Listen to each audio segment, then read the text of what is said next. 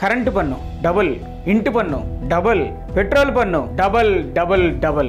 మన మధ్యతరగతి నడ్డు విరిచేందుకు సంసిద్ధంగా ఉన్నారు చంద్రబాబు గారు. బాబు గారు వాగ్దానాలు పూర్తి చేయడానికి మన రాష్ట్ర ఆదాయానికి మించి 1,21,618 కోట్లు కావాల్సి ఉంటుంది అని మన ముందు వీడియోలో తెలుసుకున్నాం.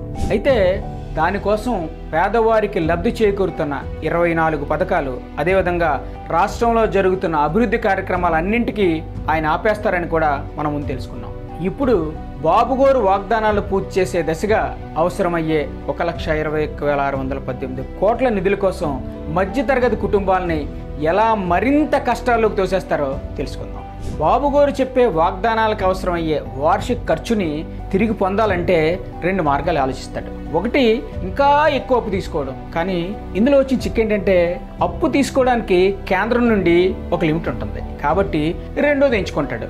అదేంటంటే రాష్ట్ర పన్నుల రూపంలో ప్రజల్ని పిప్పి చేయడం. అధిక పన్నులు అనేది అనివార్యం అయిపోతుంది.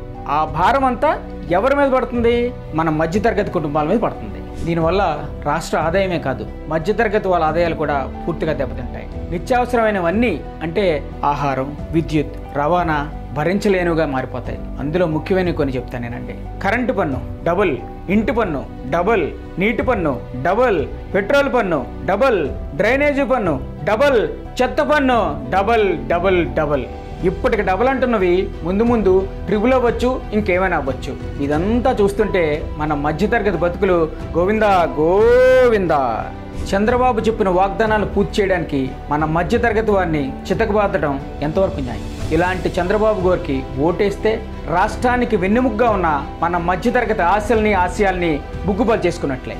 బాబు మోసపూరిత వాగ్దానాలు వ్యక్తిగతంగా పెను ప్రమాదంతో సమానం. దయచేసి ఓటు వేసే ముందు ఏపీ భవిష్యత్తు గురించి జాగ్రత్తగా ఆలోచించండి.